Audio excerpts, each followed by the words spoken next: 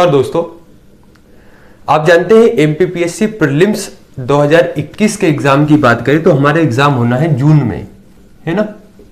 जून 2022 में एग्जाम होना है। यानी अगर हम मोटे तौर पर बात करें तो लगभग हमारे पास बचते हैं 50 डेज।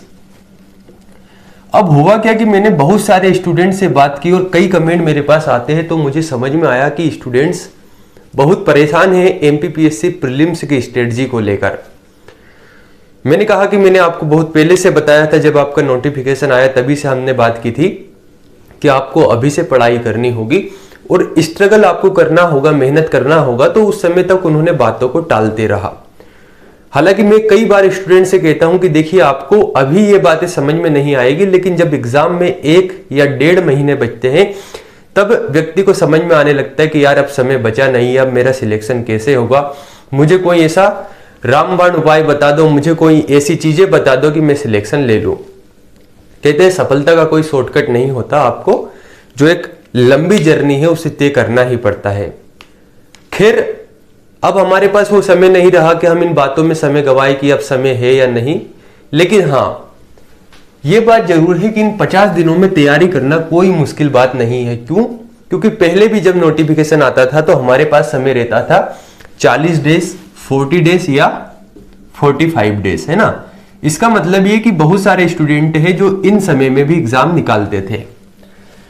तो मैंने देखा कि स्टूडेंट पूछते कि सर हमने तो हमारा जो समय है वे तो निकाल दिया, हम सोचते थे पढ़ेंगे, लेकिन हमने पढ़ाई नहीं की। अब थोड़ा सा जो तनाव है वह बढ़ने लगा है, व्यवहारिक नहीं हो पा रहे, समझने नहीं आ रहा कि अब क्या पढ़े क्या छोड़े, कितना पढ़े कितना नहीं पढ़े। सोचते तो हैं कि इतने घंटे पढ़ाई करें, लेकिन हो नहीं पाती। तो सर हमें थोड़ा सा सही बात बताइए, हम उसी के अनुरूप तैयारी भी करेंगे ताकि हमारे सिलेक्शन के चांस ज्यादा बढ़ जाए। देखिए, मैं हमेशा बात करता हूं व्यवहारिक तौर पर, सैद्धांतिक पक्ष मुझे सही जमता भी नहीं है। अगर 50 दिन है और 50 दिन में अगर आपने 10 से 12 घंटे रेगुलर तैयारी नहीं की, अगर हम औसत बात करें तो 10 घंटे अगर आपने तैयारी नहीं की, तो यकीन मानिए आप सिलेक्शन में बहुत नीचे चले जाएंगे। क्यों? क्योंकि आप जानते हैं प्रीलिम्स में है 10 यूनिट, 10 यूनिट से यहां पर प्रीलिम्स में है। और मुझे बताने की जरूरत नहीं है कि इन 10 यूनिट में ऐसी एक भी यूनिट होगी, या बात करें कि ये 10 यूनिट में सारा ही सिलेबस यहां पर दे दिया गया है, चाहे हम बात करें इतिहास की, चाहे बात करें भूगोल की, साइंस की, पर्यावरण की, करंट अफेयर्स की, एमपी जीके की, स्पोर्ट्स की, आयोग की, सूचना संचार प्रौद्योगिकी की, यानी सभी चीजें इस सिलेबस में दे दी गई है। अब बात यह आती है कि सर आपने पहले भी स्ट्रेटजी के ऊपर वीडियोस बनाए हैं, तो क्या जरूरी था यहां पर वीडियो बनाना? तो मेरे प्यारे दोस्तों, अगर आपकी तैयारी अच्छी चल रही है तो आप ये वीडियो ना भी देखें तो कोई समस्या नहीं है। ये उनके लिए है जो थोड़ा सा तनाव में, जिनको लगता है कि अब समय कम है और हमने तैयारी नहीं की। देखिए, पहले और बाद में स्ट्रेटजी बनाने में अंतर क्या है उस बात को समझिए। जब मैंने पहली बार स्ट्रेटजी की बात की तो यहां पर बचे होंगे आपके पास 5 से 6 महीने। प्रीलिम्स को आपके पास थे 5 से 6 महीने, यानी कि इतना टाइम था प्रीलिम्स के लिए। तो मैंने कहा कि आपको अभी से 6 से 7 घंटे पढ़ना पड़ेगा। तो स्टूडेंट ने इन बात को बड़े हल्के में लिया। 1 या 2 स्टूडेंट होंगे जिन्होंने पढ़ाई रेगुलर की, लेकिन बहुत सारे स्टूडेंट थे जिन्होंने कि हाँ यार पढ़ लेंगे, 5 से 6 महीने है, 4 महीने में पढ़ लेंगे। फिर समय निकला, फिर थोड़ा सा तनाव बढ़ने लगा, तो 4 महीने बचे एग्जाम को, प्रीलिम्स को। फिर कहा कि सर अब क्या करें? तो हम स्ट्रेटजी में थोड़ा सा चेंजेस लाए इसकी अपेक्षा। क्यों? क्योंकि अब समय यहां पर कम हो चुका है। तो 4 महीने में हमने बात की यहां पर कि आपको 8 से 9 घंटे पढ़ना पड़ेगा। औसत अगर हम बात करें तो औसतन 8 घंटे पढ़ना पड़ेगा। तो स्टूडेंट 2-3 घंटे पढ़े कि हाँ ठीक है, अभी 4 महीने हैं। लेकिन अब समय आ गया कि हमारे पास 2 महीने भी पूरे नहीं है प्रीलिम्स के लिए। अब सीधी सी बात है कि तनाव बढ़ेगा ही। क्यों? क्योंकि सिलेबस पूरा नहीं हुआ। और किसी भी एग्जाम में सिलेक्शन के लिए सबसे ज्यादा जरूरी है उसके उन महत्वपूर्ण बिंदुओं को, उन महत्वपूर्ण टॉपिक को कंप्लीट करना जहां से प्रश्न पूछे जाते हैं। अब जो प्रवृत्ति यहां पर अपनाई थी वही यहां पर भी अपना ली, नहीं पढ़े। अब 2 महीने बचे हैं, अब भी मैं स्ट्रेटजी बताऊंगा, अभी भी नहीं पढ़ेंगे। लेकिन मेरा काम है बताना, मेरा कर्तव्य है काम करना, मेरा कर्तव्य है पढ़ाना, अच्छी बातें आपको बताना, सिलेक्शन के नजदीक ले जाना आपके ऊपर डिपेंड करता है आप इसे फॉलो करें या नहीं। कई कहते हैं कि सर आप ऐसे वीडियो क्यों बनाते हैं? देखिए, मुझे लगता है कि हर स्टूडेंट इस फेज से गुजरता है। ये जो तनाव वाली स्थिति है, ये जो बातें हैं जो स्टूडेंट के साथ एमपीपीएससी के दौर में होती है, ये हर एक स्टूडेंट के साथ होती है। चाहे नोट्स की बात करें, स्ट्रेटजी की बात करें, मार्गदर्शन की बात करें, डिस्ट्रैक्शंस की बात करें, ये एक कह सकते हैं कि मानवीय स्वभाव है और इससे हर कोई गुजरता है। लेकिन इसे कैसे कम करें, ये चीज जब मैं उस रास्ते से गुजरा तो मुझे समझ में आया, इसलिए मैं इन बातों को शेयर करता हूं। अब आपको अच्छा लगता है तो देखिए, ना लगता है तो मत देखिए। तो अगर आपको लगता है कि मुझे वास्तव में इन 50 दिनों में प्रीलिम्स निकालना है, तो बिल्कुल ही कह सकते हैं कि इन बातों में कोई प्रश्न पूछे बिना अच्छे तरीके से अगर आप स्ट्रेटजी समझ लेते हैं, पूरा वीडियो देख लेते हैं, तो यकीन मानिए आपको अंत में भरोसा हो जाएगा कि हाँ, अगर इन 50 दिनों में मैं ऐसे तैयारी करूं तो मैं सिलेक्शन ले सकता हूं। स्ट्रेटजी शुरू करने से पहले 2 बातें आपको ध्यान रखना होगा। पहला, आपको अब थोड़ा सा डिसिप्लिन में रहना पड़ेगा। बहुत जरूरी है, इन 50 दिनों तक आपको डिसिप्लिन में रहना पड़ेगा। आपको अनुशासन भंग नहीं करना है, आपको डिसिप्लिन होना है इन 50 दिनों तक, ठीक है। दूसरा, आपको एक फिक्स टाइम टेबल अपनाना होगा।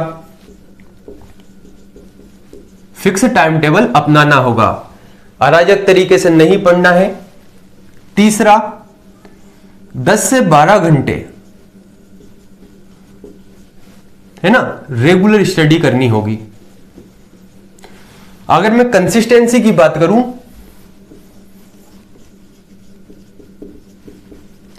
तो कंसिस्टेंसी यानी कि बात करते हैं निरंतरता की, तो जो डिसिप्लिन है, ये डिसिप्लिन ही आपको कंसिस्टेंट यानी निरंतर रख सकता है।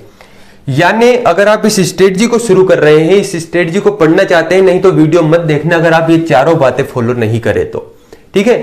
कोई बात नहीं, आप देखें नहीं देखें उससे कोई लेना देना नहीं है, लेकिन अगर आप इन 4 बातों को फॉलो नहीं करें तो फिर देखना नहीं देखना आपके लिए एक बराबर है। तो अगर आप डिसिप्लिन रह सकते हैं, अनुशासन में रह सकते हैं 50 दिन, तो आपके लिए स्ट्रेटजी काम की है।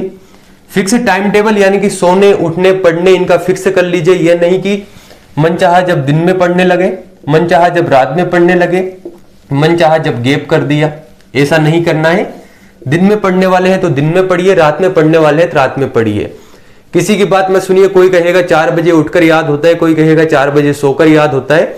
कोई बात नहीं, जैसे आपकी प्रवृत्ति है। आप निशाचर व्यक्ति है, रात को पढ़ने वाले रात में पढ़िए, क्या दिक्कत है।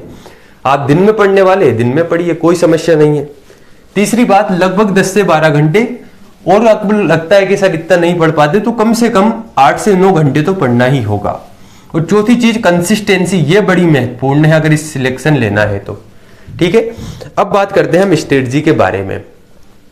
थोड़ा सा मैं कुछ चीजें ऐसी बताऊंगा जो मैं पहले भी बता चुका हूं, है ना। तो चिंता नहीं करना है, तनाव भी नहीं लेना है, सहज रहना है। हमारे पास पर्याप्त समय है, बहुत अच्छे तरीके से हम बात कर सकते हैं। पहले हम बात करेंगे इसके सिलेबस के बारे में। तो एमपीपीएससी प्रीलिम्स 2021 की स्ट्रेटजी के बारे में हम बात करते हैं। अगर मैं सिलेबस, आपका जो सिलेबस है, इस सिलेबस की बात करूं तो आपका जो सिलेबस है इसमें है यूनिट 1 यानी कि पूरी 10 यूनिट दी गई है। यूनिट 1 की अगर हम बात करते हैं तो यूनिट 1 में है एमपी जीके, और एमपी जीके में दिया गया है मध्य प्रदेश का इतिहास, संस्कृति, साहित्य, कला आदियों के बारे में बताया गया है। तो यहां पर आपको पढ़ना होगा मध्य प्रदेश के लोक गायन, मध्य प्रदेश की जनजातियां, है ना, यहीं पर इतिहास, यानी बहुत सारी चीज। चाहे हम यहाँ के त्योहारों की बात करें, यहाँ के लोक गायन की बात करें, इतिहास के बारे में, संस्कृति के बारे में बात करें, ये सभी चीजें आपको पढ़ना है यूनिट 1 में। यूनिट 2 की हम बात करते हैं। यूनिट 2 में है हिस्ट्री यानी इतिहास। इतिहास में प्राचीन इतिहास, मध्यकालीन इतिहास और आधुनिक भारत का इतिहास पूरा कंप्लीट दिया गया है, ठीक है। यूनिट नंबर 3 की बात करें तो यूनिट नंबर 3 में है आपका एमपी का भूगोल यानी कि एमपी ज्योग्राफी, मध्य प्रदेश का भूगोल, जिसमें मध्य प्रदेश के पर्वत, पठार, नदियां, खनिज, इसके अलावा और भी अन्य चीजें, चाहे हम वन संपदा की बात करें, ये सभी चीजें दी गई है आपकी यूनिट 4 में। अगला टॉपिक यूनिट 4 की अगर हम बात करें तो यहां पर है क्या हुआ है, मध्य प्रदेश, सॉरी आपका यूनिट 4 में है ज्योग्राफी। इसमें आपका इंडियन ज्योग्राफी और वर्ल्ड ज्योग्राफी है ना। पहले में क्या है, एमपीजीके में इतिहास, संस्कृति, साहित्य, दूसरे में भारत का इतिहास, तीसरे में मध्य प्रदेश का भूगोल और चौथे में भूगोल। जहां पर भारत का भूगोल, राष्ट्रीय उद्यान, इन सभी चीजों के बारे में पढ़ना है, और वर्ल्ड ज्योग्राफी यानी विश्व के भूगोल के बारे में पढ़ना है। यूनिट नंबर 5 की बात करते हैं तो यूनिट नंबर 5 में है मध्य प्रदेश की राज्य व्यवस्था, यानी सीधे बात करें तो एमपीजीके, मध्य प्रदेश की राज्य व्यवस्था यानी पॉलिटिक है ना। और इसी में दिया गया है इकोनॉमिक्स, मध्य प्रदेश की अर्थव्यवस्था, जिसमें हमें बात करना है मध्य प्रदेश की राज्य व्यवस्था के बारे में, यहाँ के उद्योगों के बारे में, जनगणना के बारे में, ये सभी चीजें दी गई है यूनिट 5 में। यूनिट नंबर 6 की अगर हम बात करते हैं, यूनिट 6 में दिया गया है polity and economy, polity plus economics दी गई है यहां पर यूनिट नंबर 6, जिसमें आपको भारत शासन अधिनियम 1919, 1935, संविधान सभा, न्यायपालिका, ये सभी जो संविधान के भाग है, चाहे हम मौलिक अधिकार की बात करें, राज्य के नीति निर्देशक तत्व की बात करें, ये सभी चीजें पढ़ना है।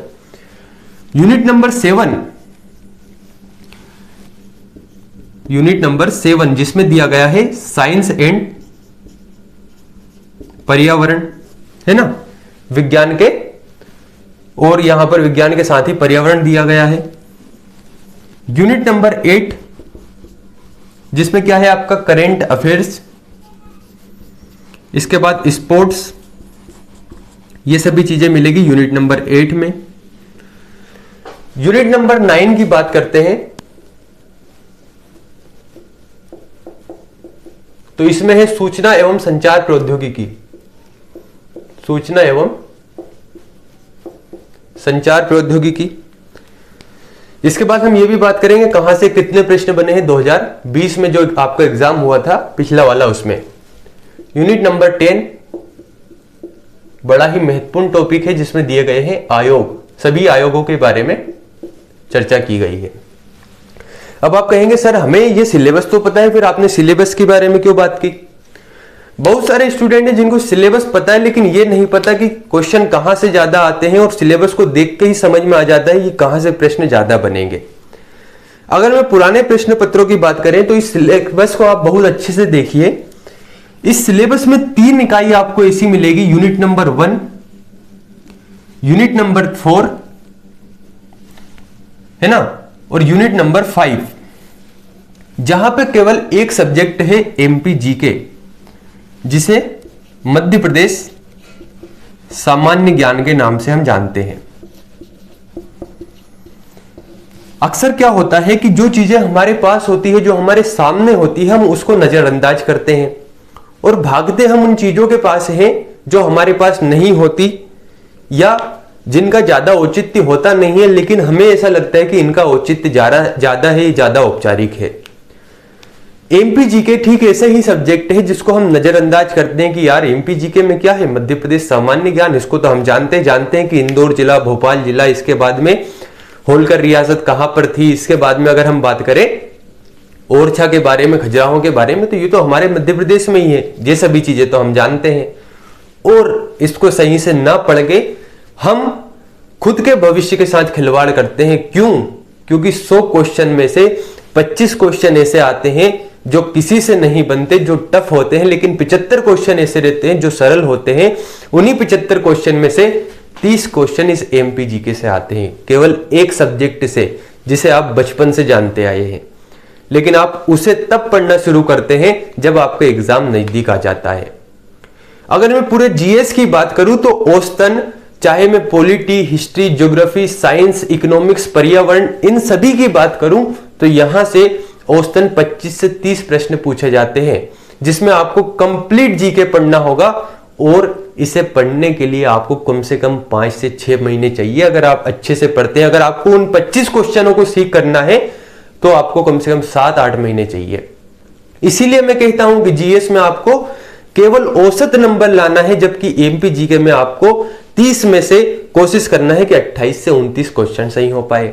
लेकिन नहीं सर, हम तो इतिहास पढ़ेंगे, हमें तो यहां पर संगम काल पसंद है, हमें तो गुप्त काल पसंद है, हमें तो हड़प्पा सभ्यता के बारे में जानना है, हमें तो वैदिक काल के बारे में जानना है, दिल्ली सल्तनत की प्रशासनिक व्यवस्था जानना है, चाहे बात करें हम यहाँ पर मुगल साम्राज्य की बात करें, हमें तो बाबर, अकबर, दिल्ली सल्तनत, इन सभी चीजों को पढ़ना है।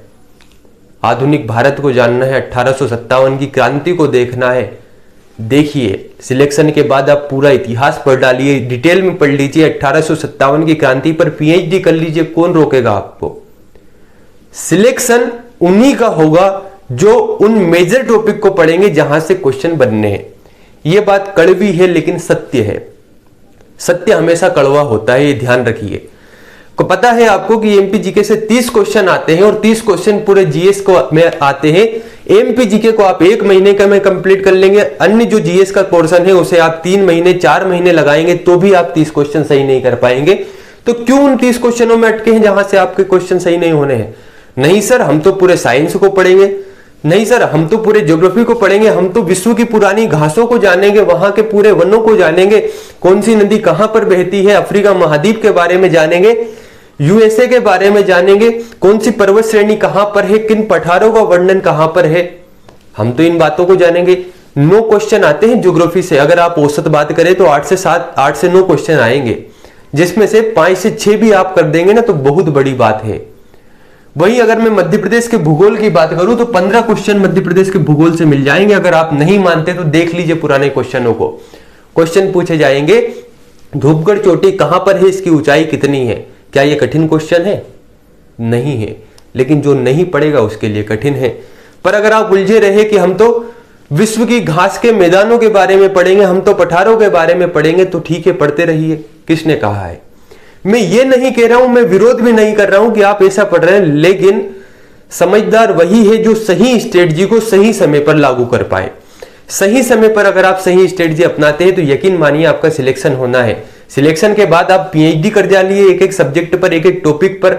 आप चाहे तो रिसर्च कर लीजिए, अमेजन नदी पर रिसर्च कर लीजिए, आप चाहे तो इंडिस पर्वतमाला पर रिसर्च कर लीजिए, आपको जो करना है वो करिए। लेकिन मेरे भाई, अभी जब तक आपका सिलेक्शन नहीं होता है, आप थोड़ा सा सही स्ट्रेटजी को अपनाइए, जहां से प्रश्न बनते हैं उन प्रकृतियों को समझिए। तो क्या करना है? हमें करना है मध्य प्रदेश का इतिहास, भूगोल और मध्य प्रदेश की राज्य व्यवस्था और अर्थव्यवस्था। 30 क्वेश्चन अगर बने तो यहां से 28 क्वेश्चन सही होना आपकी जिम्मेदारी बनती है। अगर आपका सिलेक्शन लेना है आपको और आपका सिलेक्शन रुकता है तो यहीं से रुकता है, यकीन मानिए। क्या करना है? तो ऐसे पढ़ डालना है मध्य प्रदेश के भूगोल को कि अगर प्रश्न बन गया कि मालवा के पठार की का क्षेत्रफल कितना है तो 88,222 वर्ग किलोमीटर दिमाग में रहना चाहिए। नर्मदा सोन घाटी कितने जिलों में, यहां पर कितने एरिया में, कितने क्षेत्रफल में, तो ध्यान रहना चाहिए। मध्य प्रदेश की सबसे बड़ी नदी कौन सी है, इसका कितना किलोमीटर भाग में बहती है, मध्य प्रदेश में कितनी बहती है, तो आपको ध्यान रहना चाहिए। मालवा की गंगा किसे कहते हैं। इसके बाद अगर हम बात करें बुंदेलखंड की जीवन रेखा कैसे कहते हैं, तो ये सभी जो चीजें हैं, है सिंपल क्वेश्चन, लेकिन वहां पर ऑब्जेक्टिव इतने तटस्थ होते हैं, इतने नजदीक होते हैं कि आप बनते क्वेश्चन गलत कर पाते हैं। इसका एक कारण रिवीजन है और दूसरा सही से नहीं पढ़ना। तो क्या करना है? मध्य प्रदेश के इतिहास, संस्कृति, साहित्य, भूगोल, राज्य व्यवस्था, अर्थव्यवस्था, मध्य प्रदेश के वन, ये सभी चीजें घोट डालिए। मैं तो कहता हूं रट डालिए इनको, है ना। इनके कंसेप्ट को और इनके फैक्ट को रट दीजिए, कंसेप्ट को समझ लीजिए। तो अब मैं मान के चलता हूं कि आपने इस पूरे सिलेबस में बहुत अच्छे तरीके से एमपी जीके को कंप्लीट कर लिया है, आपके 30 क्वेश्चन फिक्स हो गए। अब अगर मैं इस नए सिलेबस की बात करूं कि तो इस पे आधार पर हमारा अभी एक ही एग्जाम हुआ है, जिसमें आयोग बड़ा ही महत्वपूर्ण टॉपिक है और बहुत ही सरल है। मैं तो कहता हूं 2 से 3 दिन में आप इसे कंप्लीट कर सकते हैं अगर आप सिर्फ आयोग को पढ़े तो। आयोग से यूनिट 10 आयोग में है और यहां पर 10 क्वेश्चन ही, यानी 10 क्वेश्चन ही बने थे। तो बहुत अच्छे तरीके से आयोग को कंप्लीट कर लीजिए, खास करके इसके कार्यों को अच्छे से समझिए। क्यों? क्योंकि कार्यों को याद तो नहीं रखना है, लेकिन इसके कार्यों से प्रश्न हमेशा बनते हैं, ठीक है। वहां पर आप बहुत जल्दी अटक सकते हैं अगर आपने सही तरीके से आयोग को या आयोग के कार्यों को नहीं समझा। दूसरा, इनकी नियुक्ति के बारे में अच्छे से पढ़ लीजिए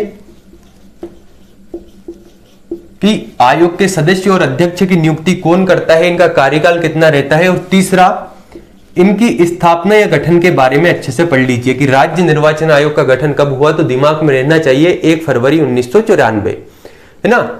यानी यहां के जो फैक्ट है और यहां से जो कार्य जो पूछे जाते हैं, इनको तो बहुत अच्छे तरीके से पढ़ना है। तो अगर आप आयोग और एमपी जीके को पढ़ते हैं, पिछली बार 10 क्वेश्चन आए थे, तो 10 क्वेश्चन तो बनना तय है। इसका मतलब 40 नंबर का सिलेबस आपका कंप्लीट हो चुका है। और यकीन मानिए, इन दोनों को कंप्लीट करने में आपके लगेंगे अधिकतम 15 दिन, अगर आप सही से पढ़ते हैं विद रिवीजन, है ना, तो 15 दिन आपके लगने हैं। तो अब मैं ये मान लेता हूं कि यूनिट 1 को हम हटा देते हैं। 4 यूनिट हमारी कंप्लीट हो चुकी है। यूनिट नंबर 4 यानी कि ज्योग्राफी जो वाला है, इसे भी मैं हटा देता हूं।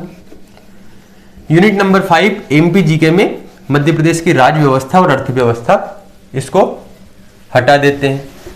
तो अब आपके पास बचती है unit number 9, unit number 4, unit number 6, unit number 7, unit number 8।